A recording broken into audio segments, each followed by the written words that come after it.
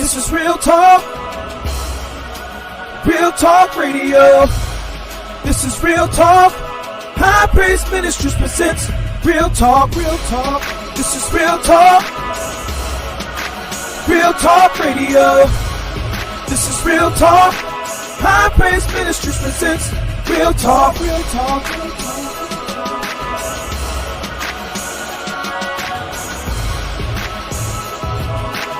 So, Miss Kate, so we gone real long in the his / my experience. What's your perspective and outlook on Rich? Because most people who know Marques know that Marques is a church kid who's not really church anymore. It's not that he don't believe in God. It's just like the way I like to categorize Marques is he just is a dude searching for real answers that make sense because niggas don't make sense no more. I would have to say, I kind of fit in that category. I did go to church growing up. I went to Ebenezer, so right around the corner from y'all. Okay, My whole life, my grandmother went to Ebenezer, my grandfather went to Tri-Stone, so I was at one or the other.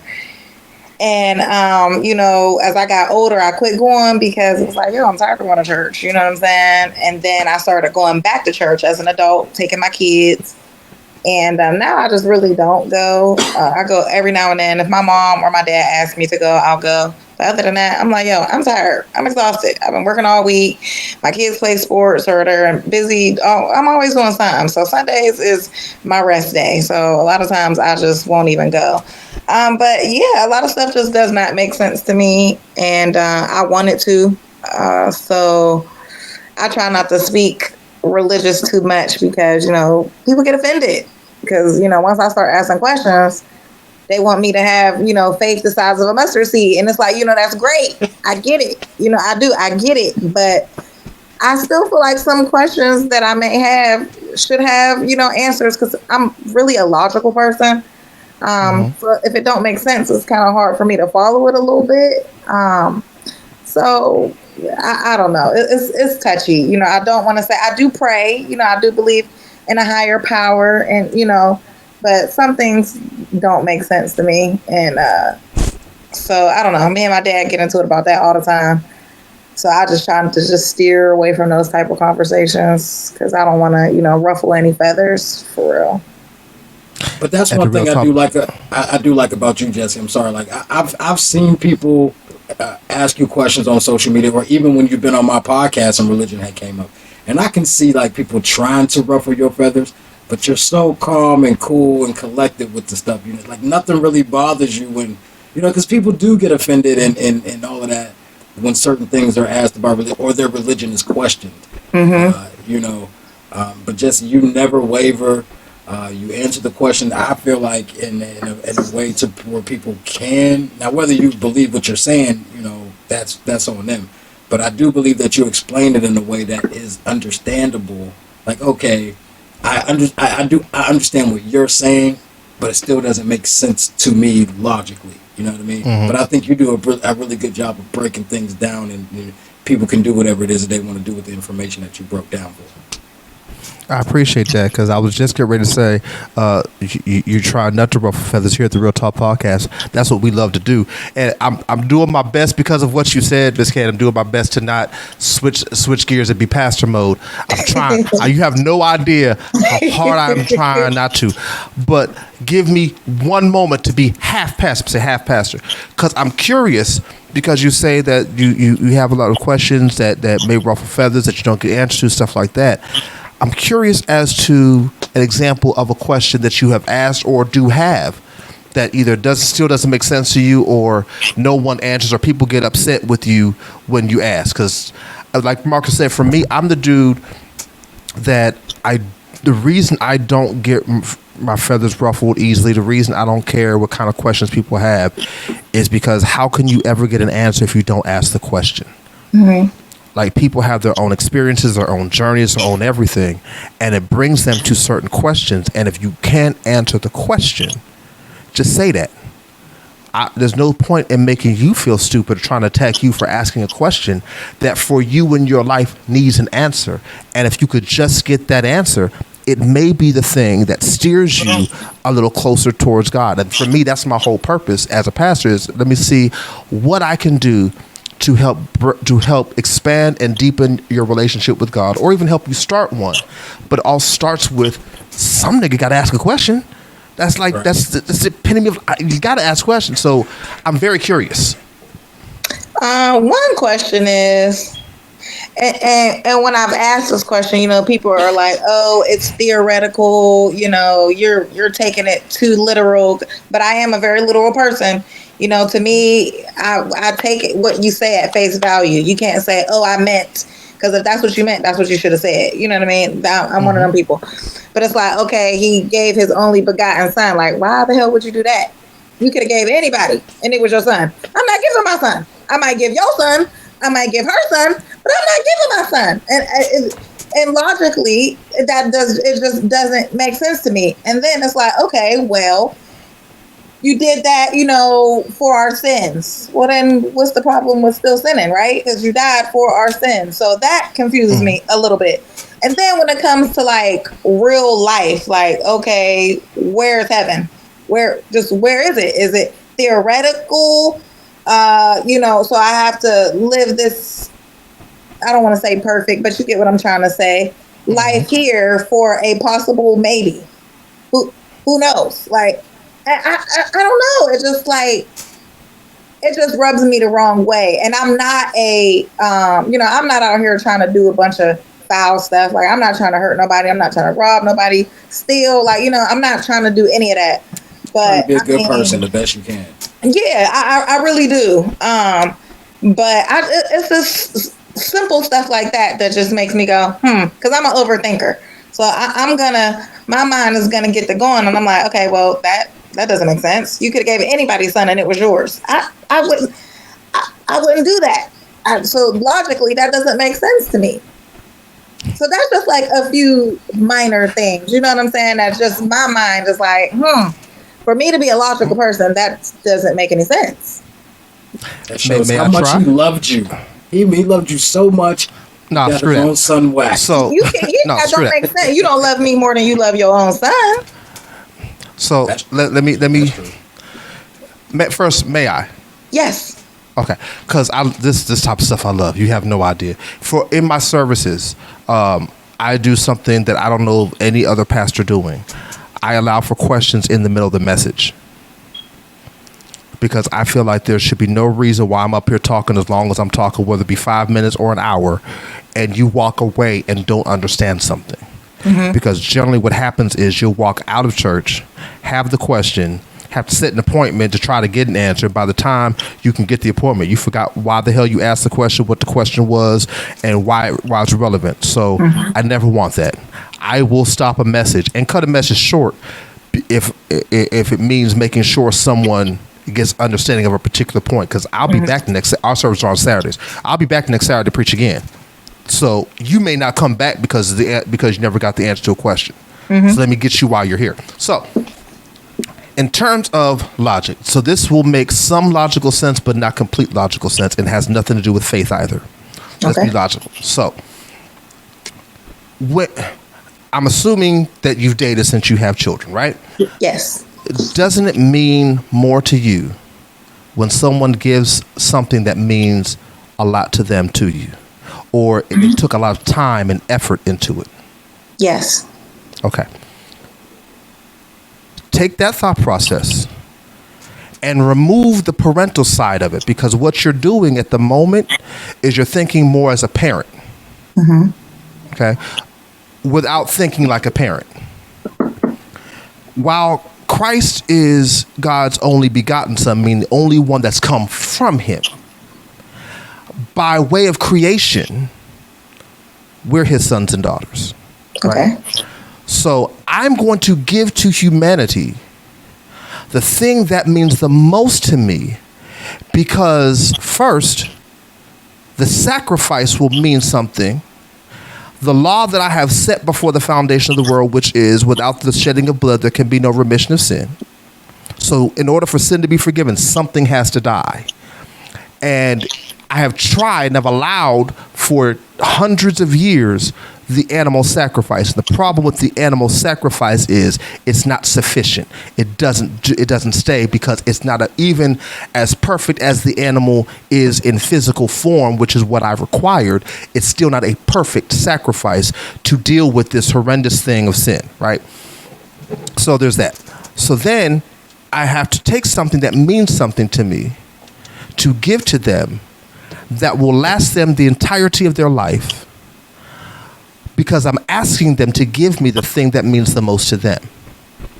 The problem I have with Christianity and the way Christianity is generally taught is we teach salvation don't cost you anything. It's a lie. Salvation costs Jesus his life, and it costs you your life. God requires your life from you. But how can I require something of you that I'm not willing to put on the table? So I have to give something that means something. So I'll give myself in the form of my son wrapped in flesh, who ain't gonna die, which is the other portion of it. So it's not like I'm losing this. I'm just showing you my willingness to sacrifice something. Because at the end of the day, 3 days later, he still rose. If you believe the Bible. Now, folks who don't believe the Bible can't do no. Can't do no with you. But if you believe the Bible, 3 days later he rose. So was it really that much of a sacrifice, other than to watch him be beaten and watch him be bruised and be forsaken, which would be enough? But is it really a loss when you know in 3 days he back? That was going to be my next question. Is it really No. So actually, it's not a loss. And in the way you're explaining it, I do get the concept. I really do. But at the same time, I don't trust nobody that you just killed your kid for me. I don't trust you. That's not, to me, and I get that. You're not in your right mind. Like, you're crazy. And I get that, but that's again because you're also still thinking of this as a parent of just the one, without realizing in all practicality he's a parent of the all. So, how many kids you have, if you don't mind me asking? Three. Three? Okay, cool. So, if one of your children were in trouble, would you not send one of the other children or both the other children to rescue them, to help them out? Yes. Okay. A quick little story, side story is going to make sense. When I was a kid, I grew up on Spring Street in Quip, right off of Franklin Avenue. I grew up around some racist kids. It's weird because Quip is mostly a black place, but my parents found a street with a bunch of white kids, and a few of them were racist. And as a kid, I used to always like to play with the big kids because, one, I don't like people my age. Never really have. They get on my nerves. Two, I always want to prove my toughness. So I'm trying to always play with the bigger kids because I know if I can compete with them, kids my age it's cakewalk, right? So we were playing free frog. For those of y'all who don't understand Western PA terminology, free frog is a football game. Throw the ball up in the air, catch it, you run back and forth to the touchdown until you get tackled. Every man for themselves. Right, every man for themselves. In almost every place I've ever heard of whatever variation people call free frog, sidewalk, concrete is out of bounds. Correct, right. I am constantly getting tackled on the sidewalk, which is not supposed to happen. But I'm with these bigger kids, I'm like, whatever. And as one time, I got hit hard. I mean, I saw the white light type of hard. So I get up. I'm a kid. These are teenagers. And I heard, "Oh, poor little nigger gonna cry." Oh, no. First time I ever heard the word nigger. But something popped in my head, said, "You need to get out of here right now." So I threw the ball down. I ran. I started running home. And they're chasing me behind, saying, "Run, nigger, run, run, nigger, run, run, nigger, run." I ran up the steps, ran in the house, locked the door. My mom said, "What's wrong?" I said, "None," because I wasn't supposed to be playing with them in the first place. So I'm trying not to get a whooping on top of the hard hit I just took. Right. My mom said, "Boy, if you don't tell me what happened, I'm going to beat the black off you." If you knew Sandra Jones, you knew she made a statement like that. She meant every word of it. So, all right, Mom, so I was up the street, I was playing free for all. We ain't supposed to be playing with them. I know, but they called me a nigger. And I was trying to, they did what? Raymond, come here. She calls my dad and makes me tell my dad the story. My dad was hugely into martial arts. It's one of the reasons I am now. Hugely into martial arts. And it was told my dad, huge. My dad was 6'2", about 340. Moved silently like a cat, though. Dude was scary. He called my two older brothers, Joshua and Melvin, downstairs. He said, come here. They said, yes, sir. He said, so these white boys up the street are messing with your brother. That's not how we do stuff here. He said, went downstairs in the basement. He grabbed a bow staff and his 3-man staff. He handed the 3-man staff to Melvin, handed the bow staff to Joshua, made him sit on the porch. And made me stand behind him on the porch while he is standing in the screen door looking. My job was to point them out when they came back down the street because they lived a little further past our house. So they had to pass our house to get home. I pointed them out. My dad said, get them. My two older brothers at the time, especially at that time, they weren't fighters. Josh and Mel, that's not what they do. Melvin was a psychopath at the time, so you had to push him to fight. Josh was never really the person you'd ever see in a fight. If Josh got into a fight, you got the wrong Joshua. That's just not who Joshua was at the time. So, but they both looked back at him. My dad said, so here's what can happen. Stereotypical black dad in that moment. Either you can fight them or you can fight me. And you better fight them with them sticks. They went outside and beat the brakes off of them. All because they came at his son. There were 7 of those white boys. 2 of my brothers.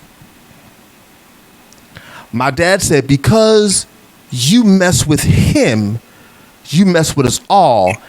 I can't do it, so let me send my sons. Here's why I bring all that up.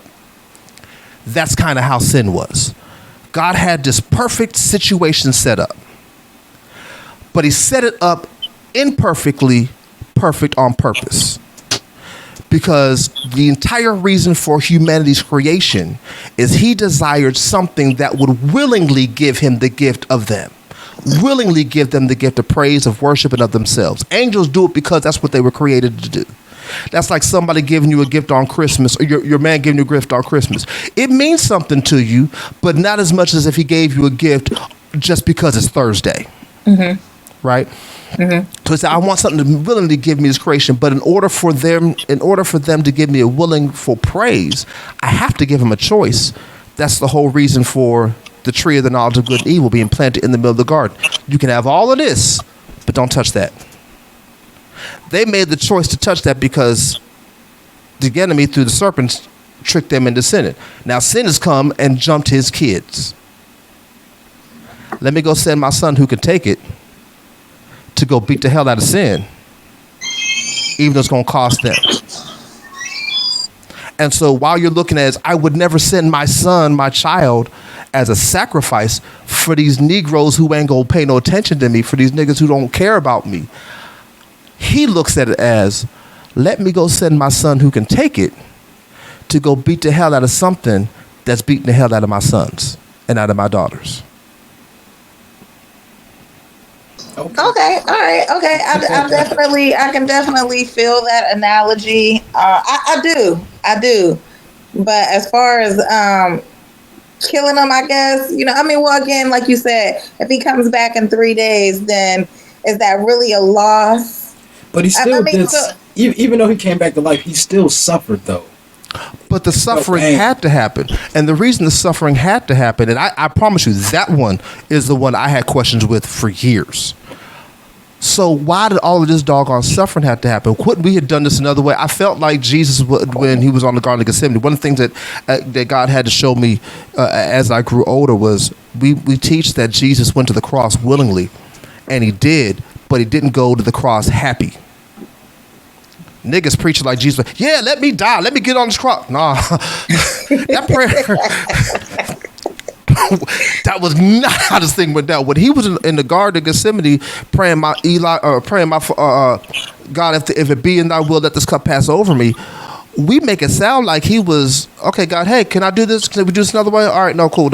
No, he was, the Bible says he was crying tears of blood, sweating tears of, you know how hard you got to be worried about something, how hard you got to be screaming and praying about something for blood to bust through your vessels and come down your forehead and bust out your eyeballs.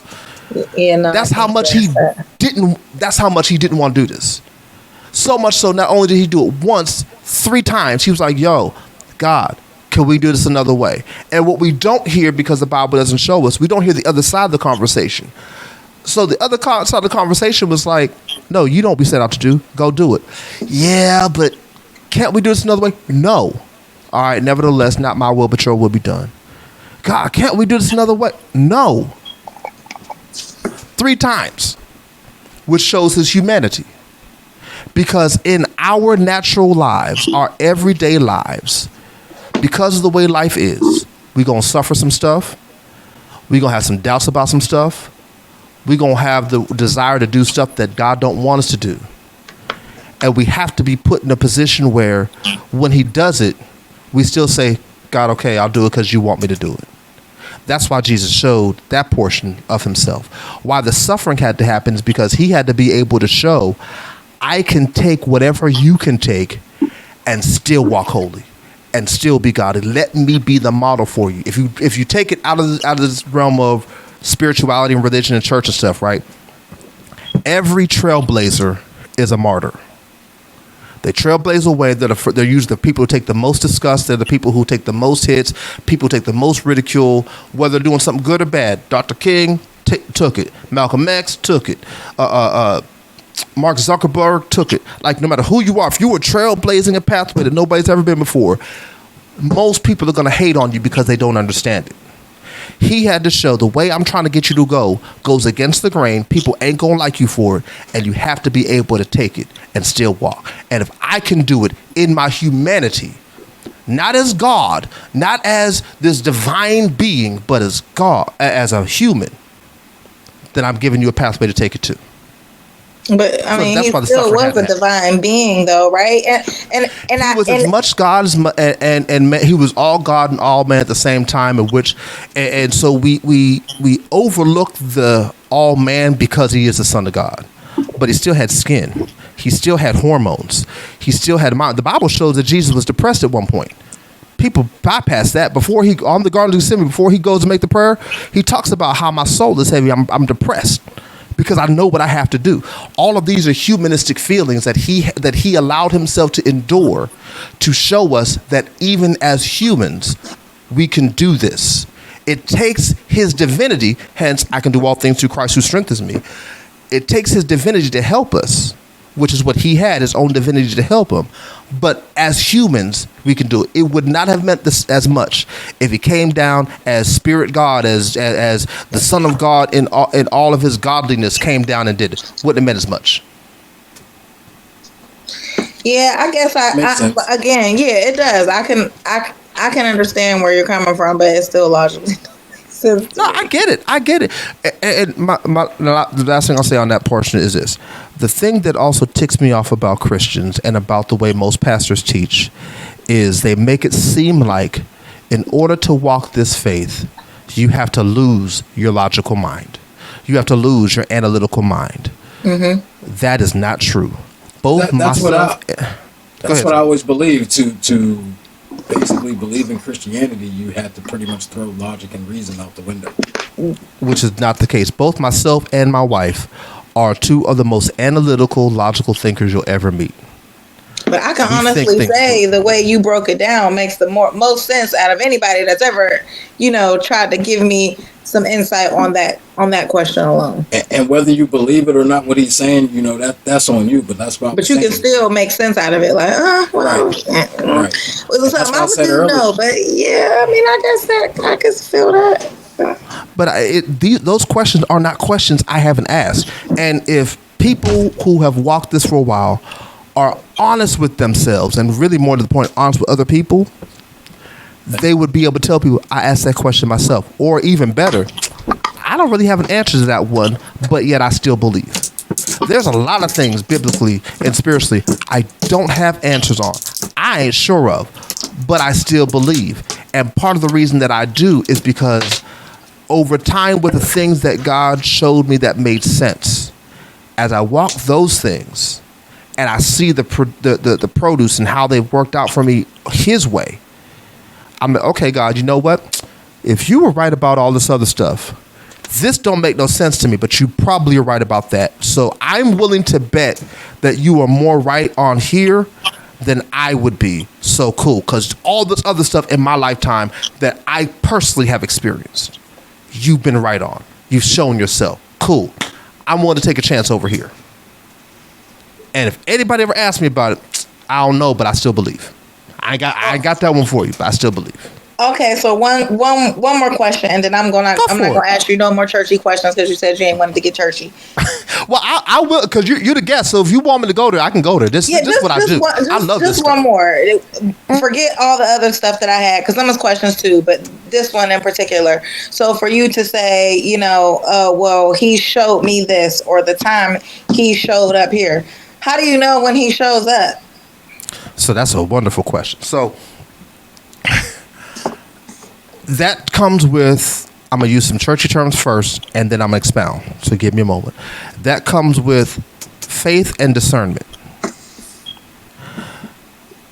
The faith portion of it is believing that God will always do what he says he's going to do.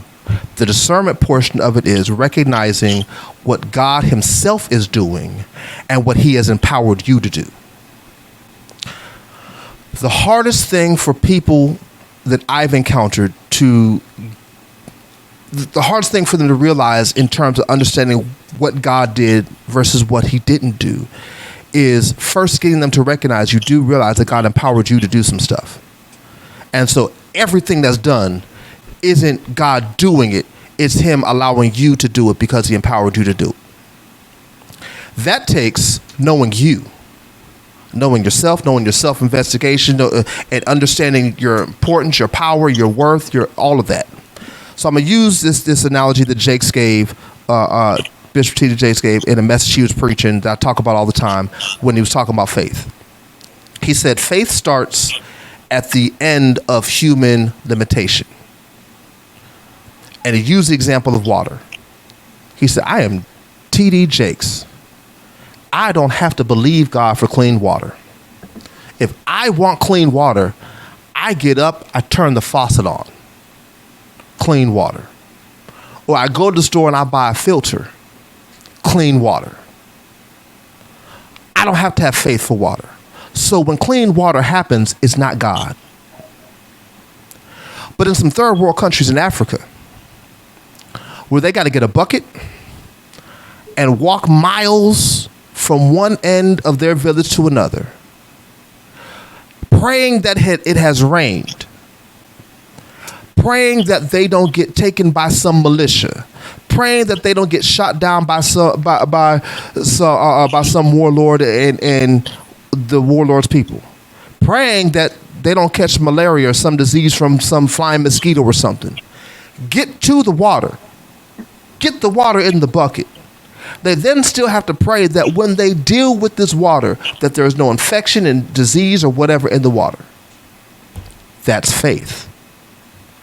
Same need. One requires faith. One requires me to get up and do something. I can't produce rain. I can't make rain, and I can't make the water from the rain be pure. That's God. I live in Atlanta, Georgia. I go to the refrigerator where I have my wife has a water filter pitcher. We pour water in there. We wait 2 or 3 minutes. Water's pure. That's not God. That's us pouring the water in the filter, and human invention causing the water to be filtered from all the impurities and become pure. That's how. If you have to first know you. We either give ourselves way too much credit or not enough credit. The entirety of how God created us is for us to be gods in the earth. It's not a Christian thing to say, but it's the absolute truth. When you read Genesis and understand why he made us and how he made us.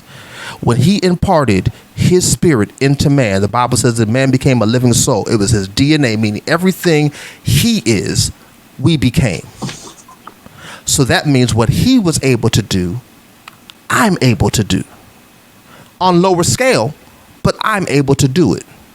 So there are things he expects me to be able to do because he does it. God creates something out of nothing. He causes us to create something out of something. I have to understand what I'm able to do. And once I know what I can do, then I know if God did it or not. My credit score is not the greatest. It's no longer as horrible as it once was, but it's not the greatest. I just got a new car. The way I got this new car was not just by my credit nor my down payment. God had to work that bad boy out. Now, if I have a 750 credit score and I got $1,500 down for a down payment, nigga, that ain't God. That's your credit score and your and your money that got you that car. You have to know what God has imparted into you and empowered you to be able to do so that you can then understand what he's actually doing. His works start at the beginning of your limitation. That's how I do that one. Makes sense to me. I don't know if she fell off. I don't know if maybe she just stopped her camera. But yeah, that makes perfect sense to me. But like I said, when it comes to religion, there are things that it like you said, it does make sense to me. And then there are other things that logically don't make sense, and it is one of those things where it's like, yo, you have faith and believe it, or you don't. You know, a very I feel like elementary kind of question would be, how do you get pregnant without having sex? Now So these days, you know what I'm saying, you can do it, artificial insemination, all of that type of stuff. But in those times, and then I've talked to people who said a virgin doesn't necessarily mean somebody who hasn't had sex. Yes, it does. In those days, it was considered a very young girl. No, so that's people trying to misconstrue the reality of history. Historical evidence tells us that the way that, first of all, marriages were done was a man was not marrying a non-virgin. And part of that was because women were property and their purity upped their value. That was back in the day of dowries. You bought a wife, right? The transaction wasn't complete until the consummation of the marriage. And what they would do is they would put a white sheet down, send y'all in a room while everybody's outside the room. Y'all bone right there in that other room. And once you were done, they would come in and inspect the sheet. If the sheet had red, she was a virgin. Transaction is complete. If the sheet didn't, she wasn't. That means she's known another man. She's had sex with another man. This transaction, we wanted a virgin. Virgin meant there's no translation you will find in any language where virgin did not mean pure, did not mean someone who had not had sex. I countered the question of how did a woman become pregnant without having sex by asking, well, how did man happen without sex? What came first, the chicken or the egg? So the virgin birth is something that you have to have faith to believe.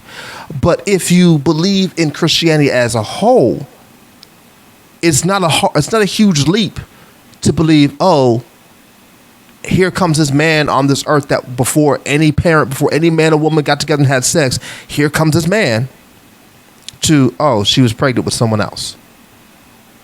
It's not an illogical leap if you believe the Bible. If you were struggling to believe the Bible, it becomes, that's one of those ones that is absolutely a faith belief, but it is one of those ones that as you walk the walk of Christ and you get more and more mature in your walk, it becomes less and less of I really wonder how this happened.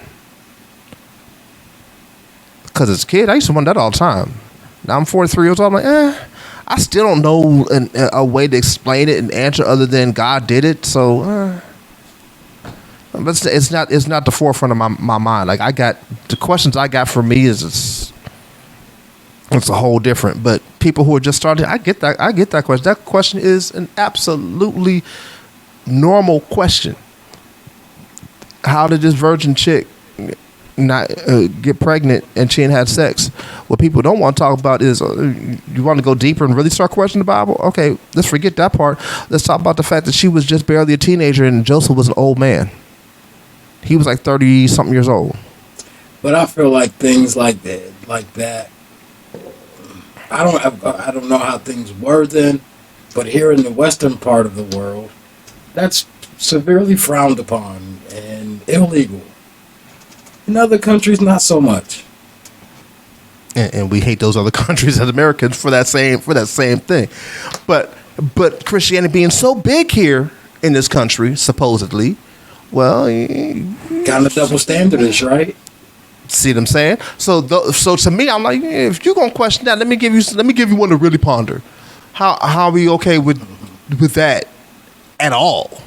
What I found out though, and not so much in church, because again, I didn't pay attention that much, but in my adult years, I've seen that people like to pick and choose what parts of the Bible are cool and I want to agree with or abide by, and in other parts it's like, yeah, let's forget about that. That never happened. But that's what gets that part of the rug. But that's what gets folks in trouble.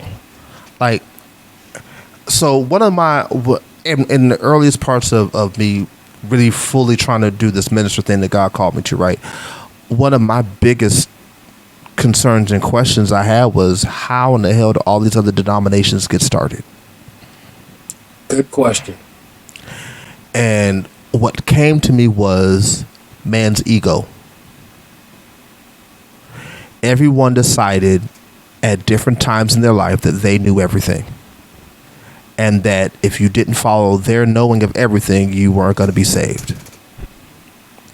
But in their knowing everything only dealt with things that were suitable for them to comfortably live a Christian walk. And that's not how this thing is. So the reality is you can't pick and choose portions of the Bible to live by and not. And then I can hear some jump up and say, but wait a second, don't you wear cotton blends and stuff? Don't you wear fabric blends? You ain't supposed to do that. It's all Leviticus. But that's not understanding the full Bible. The Bible tells us why some of these things are now acceptable that once weren't. It's because of Christ's sacrifice. A lot of the things that were done to show a separation of Israel from the rest of the world. Circumcision, which is actually healthy, but we ain't gonna deal with that. It was done to show a covenant to God. It had nothing to do with, this is necessary. God understood it was healthier for them at the time, but had nothing to do with, we're gonna do this because we're this, we're that. It was, this is how I know you're a Jew. You're circumcised. You're not circumcised, so you're a Gentile. You're not one of us. That was legitimately the way. Some of those things were, some of those things were so that there can be a line of, churchy term, line of demarcation, a line that separates us from you, that shows who we are versus who you are. Once Christ died, that particular line of demarcation was removed because now we had something different. That's why Christ's sacrifice on the cross eradicated us having to do any of the sacrifices you see in Leviticus. Leviticus is full of, they had to kill this thing for this sacrifice, and this for this type of offering, and this for this type. It's full of them. Jesus came and died that because he was a perfect sacrifice, it eradicated all of that. So a whole lot of the stuff we had to do, we don't know how long we have to do. Well, show us that biblically, Jesse. Okay, cool. Real quick churchy moment. In the book of Acts, I believe it is Peter, who the Bible talks about was on top of a roof, and God took him on a vision because he was supposed to go to give a word to this king who was not of the Jews. And Peter knew that if he went, they were going to give him food that Jews don't eat. The Bible talks about how on the roof he has a vision and he saw an angel, and I'm gonna update the language to make it make sense. This angel came down with a tablecloth in a knot. He came down, he opened the tablecloth, and on the tablecloth was a bunch of food Jews don't eat. Stuff with hooves and pigs and all the stuff, right? And the angel said, eat that. And Peter was like, I'm a good Jew. I don't eat that stuff. That's unclean. The angel says, how dare you call unclean that which God has called clean? And the principle of that is the sacrifice that Jesus made on the cross cleansed the world. So stuff that was used as a line of demarcation, stuff that was used because it was unclean at the time, was no longer unclean, was no longer a line of demarcation, no longer need to be a thing of separation, because now we had something different. So it is okay for us to eat swine now, or no? Yes. Okay. Yes. I love a good pork chop. I don't know. Is it the Muslims, I believe? Muslims, Hebrew Israelites, and Jews, they don't eat swine. Yeah, and they talk about how unclean and dirty it is, and all of that. And I say once again, how dare you call unclean that which God has called clean? But then again, I would also say you probably had somebody dirty cooking it. In 2024, with the way we're able to clean and make stuff pure and disease free, you worried about getting diseases from foods, and you probably need to stop eating wherever it is you're eating. Now, there is a thing of overindulgence. Right. But here's what people don't talk about. You can overindulge in fruits and die of diseases. Too much of anything isn't good for you. But we don't teach moderation in the Christian church. We don't talk about that. We talk about don't. I heard this thing as a reel. No, it wasn't a reel. It was somebody's GIF post that they post on Facebook. My wife pointed out to me. And I told her one day I'm going to teach this as a message. It said something to the effect of, we grow up knowing more about God's anger and God's don'ts than we ever do his love and what we can do. And that hit me hard. Because how can I say I love somebody that all I know is what about them is what makes them angry? In one of my messages I used Joe's song from back in the day in the message. Joe said, I want to know what turns you on so I can be all that and more. I want to know what makes you, you know what I'm saying? Yeah. And so I was like, you know what? That's how I feel about God now. I want to know what makes you smile, God. I want to know what makes you happy. I want to know what delights you.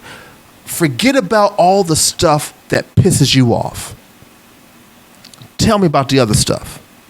Because if I learn about the other stuff, I will concentrate more on trying to do the other stuff than I ever will worrying about if I'm pissing you off or not. You got kids, so like with your children, I'm sure your children, like mine did, piss you off on occasion because they're kids. They Absolutely. Constantly will do stuff that's like, why did you do that? But more than them pissing you off, you have love for them because of how they touch your heart, what they mean to you. They came from you and all that stuff, right? God's the same way. Yeah, you piss me off, but if you learn more about what makes me smile, it's wonderful. Like my daughter, Ashley, she used to always figure out a way, especially when she wanted something, to really make me happy. Always. And because she knew what would make me happy, she knew when to concentrate on it and for how long before she could ever ask me anything. Is that like master manipulating? It kind of is, but at the same time, if it becomes a habit to you, where I just simply now want to make you smile, I want to make you happy, I want to make your heart glad, it's no longer manipulation, it becomes my desire. And anything, here's what winds up being the thing. The psychological principle is in play. Anything you do for 21 days becomes a habit. Try to make God happy for 21 days. Focus on what makes him happy for 21 days. It'll become a habit. It'll no longer become, I'm doing it because of what I want from you. It becomes, let me just do this because this makes you happy. And now I'm so used to making you happy, all I want to do is try to make you happy. Makes sense. This is Real Talk. Real Talk Radio. This is Real Talk. High Praise Ministries presents Real Talk. Real Talk. This is Real Talk. Real Talk Radio. This is Real Talk. High Praise Ministries presents Real Talk. Real Talk.